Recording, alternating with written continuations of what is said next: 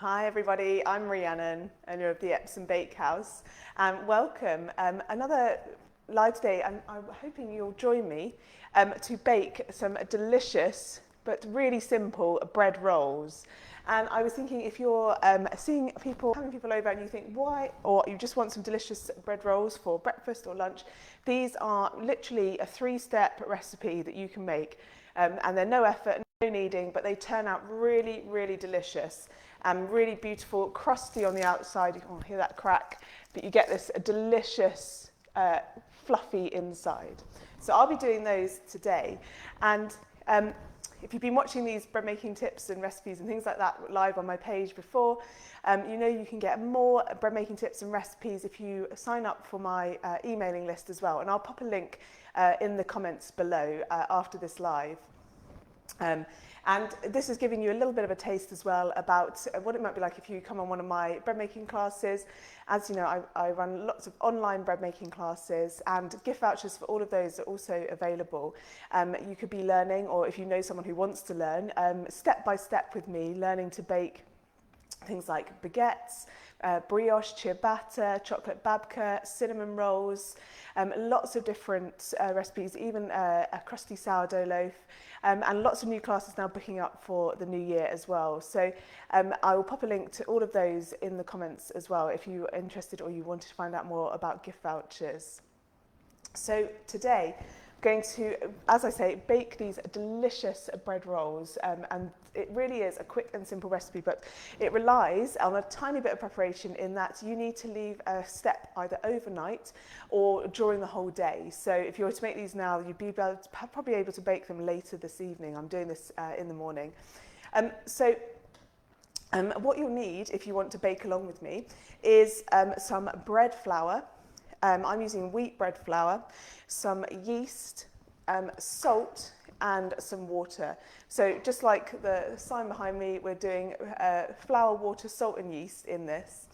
And I'm using strong white bread flour, and I've also added in a bit of malted flour, which has kind of malted grain, which can be things like barley, rye, wheat, and they've been left to kind of in almost to germinate, but they don't actually allow the plant to start growing, and that makes them develop sugars inside the grain, which are then cooked, and it malts them, and it makes get that caramelized nutty flavor. And the flour I've got has lots of different, it's not seeds, it's got whole malted grains in it as well. So in the bowl I've got 275 grams of that flour. I've got about half and half of strong white bread flour and the malted flour, but if you've just got strong white bread flour, then go with that. So I'm just going to give those a quick mix, and then I'm going to add in, so to 275 grams of flour, I'm going to add in about 2 to 3 grams of the dried yeast, that's active yeast, and I'm going to add in 5 grams of salt, and give that all a quick mix. And that will probably be the most hands-on part of this recipe. It's a really fantastic, easy recipe. So give that a really quick mix. So 275 grams of flour, 2 grams of the active dried yeast that you can just add straight into the bowl, double that if you're using fresh yeast, and 5 grams of salt. And then I'm going to add quite a lot of water. So I had 275 grams of bread flour, and I'm adding 250 grams of water. It can be just cold tap water straight into the bowl, but you will see when I start mixing this that it is quite a liquid dough. We're not going to really be shaping anything, and I'll give you a reason for that in a minute. All right, so pour that in, and you're literally just going to mix the two together, and it should kind of look really like a thick batter, a thick porridge-like mixture. There shouldn't be any way that you'll be able to shape it. You can see how easily I'm able to stir that. It should be quite loose. The flour will eventually absorb the water and the dough will thicken up, but at the beginning it will seem very, very liquid. All right, so once you've combined all your ingredients in the bowl, this is when the magic happens. So you are going to have to leave that to rise. So as I said, there is a timing step in this. You leave this to rise, and what is going to happen is if you make this, say, late at night and you want to bake it first in the morning, the best thing to do is leave it to rise. 8 to 12 hours. Now, it can sound like a really long time, but hopefully during that time, you'll either say do it first thing in the morning and then you've got a whole of your day free to get on with whatever you need to do, or perhaps you do it late at night and then obviously you're asleep during that period.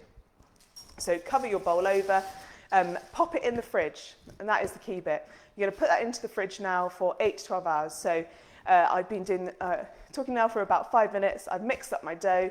I'm going to put it in the fridge for about 8 to 12 hours and come back. And in true fashion, here's one that I made yesterday, and you might be able to see that it has really, really risen up in the bowl. You can probably see at the side there. Got lots of little holes in the dough. And you're simply going to preheat your oven to 220 degrees centigrade. And then grab a couple of spoons, tablespoons, and a lined baking tray. And just start to gently measure out tablespoons of the mixture. And you'll see as you measure it out, it's really stretchy. Great dough. Stretch it out. So I won't measure them all out for you, but you can see how I'm doing.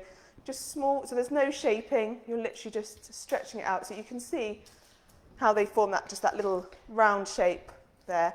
And you could, of course, like add in maybe some seeds on top, something like that if you wanted to. And I'll make that one a little bit bigger. So you would do that for all the dough. I won't do it all now. You would do that for all the dough.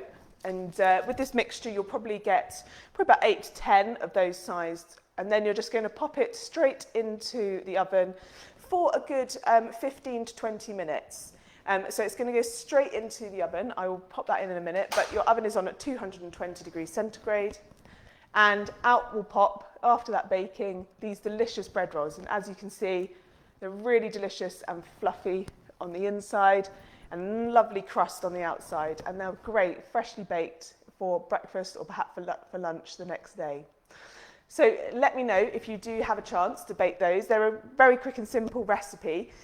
Great if you've got people coming or you just want to make some bread for breakfast. You can do that overnight dough, rise it, create those rolls, and you'll be enjoying fresh bread without making hardly any effort. As I said, I've been speaking for about 7 minutes. I've mixed my dough.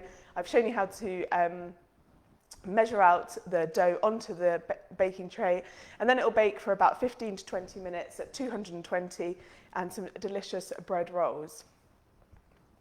So do let me know in the comments if you have a go at trying those. And also I will put a link in the comments if you're interested in signing up for my mailing list, or you'd like to know more about joining a class where I take you step by step, just like that, through a recipe, perhaps not quite so quickly, but step by step through a bread making recipe. And you can join me to learn to bake lots of different breads. As I say, things like baguettes, ciabatta, sourdough, cinnamon rolls, chocolate babka, many different things.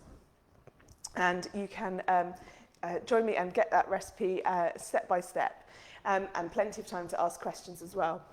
All right, so let me know how you're getting on, and if you do manage to bake these rolls, they really, really are absolutely delicious, absolutely minimal effort on your part, and you get to share some delicious fresh bread at the end.